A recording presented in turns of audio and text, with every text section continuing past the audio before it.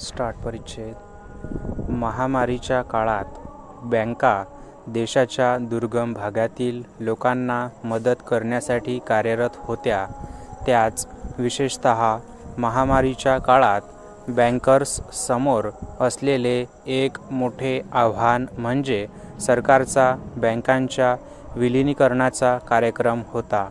विलिनीकरणाने ग्राहकांची गैरसोय होणार नाही हे विविध बँकांनी एकमेकांशी संवाद साधून सुनिश्चित केल्याबद्दल वित्तमंत्र्यांनी बँकांची प्रशंसा केली.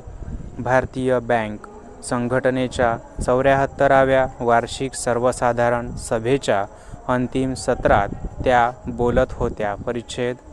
महामारीच्या काळात ग्राहकांना सेवा देण्यासाठी तुम्ही स्वतःला उपलब्ध ठेवले आहे. तसेच हे बँकांचे विलिनीकरण कोणत्याही मतभेदाशिवाय झाले आहे. ज्या प्रकारे अर्थव्यवस्था एका वेगवेगळ्या परिस्थितीतून पुढे सरकत आहे, उद्योग बदलत आहे, त्यामुळे अनेक नवीन आव्हाने उभी आहेत. त्यामुळे हे समोर आले की भारताला फक्त अधिकच नाही तर मोठ्या बँकांची गरज आहे. भारताच्या आणखी 4 किंवा 5 जिल्हा बँकांची गरज आहे. अर्थव्यवस्था आणि उद्योगाच्या अलीकडच्या वास्तविक बदलत्या गरजा पूर्ण करण्यासाठी आपल्याला बँकिंग वाढवण्याची गरज आहे.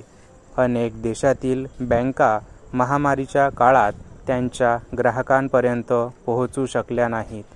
भारतीय बँकांच्या डिजिटायझेशनमुळे आपल्याला डिजिटल यंत्रणेद्वारे लहान, मध्यम आणि मोठ्या खातेधारकांकडे पैसे हस्तांतरित करण्यासाठी मदत झाली. परंतु डिजिटल सुविधांमध्ये मोठ्या प्रमाणावर असमानता देखील आहे. म्हणूनच भविष्यातील आपल्याला या पैलूचा देखील विचार करावा लागेल. आपल्या देशात असे काही भाग आहेत जेथे बँकांची आणि कर्मचाऱ्यांची भौतिक उपस्थिती आवश्यक आहे, असे अर्थमंत्र्यांनी नमूद केले.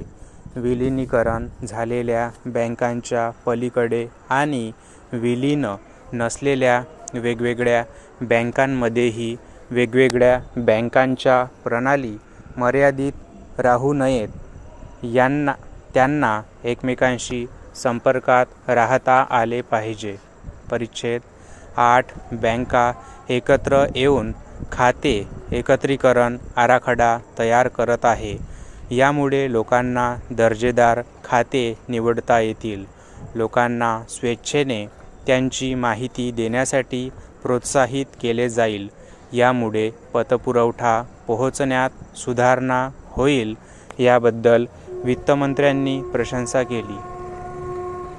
यावेळी बोलताना केंद्रीय अर्थ राज्यमंत्री म्हणाले की 1946 पासून सुरू झालेल्या भारतीय बँक संघटनेची सदस्य संख्या वाढून 22 बँकांवरून 2021 पर्यंत 244 बँकांपर्यंत पोहोचली आहे. बँक ग्राहकाच्या हितासाठी सरकारने घेतलेल्या निर्णयांची स्वीकृती आणि अंमलबजावणीसाठी मी IBA चे अभिनंदन करतो. स्टॉप.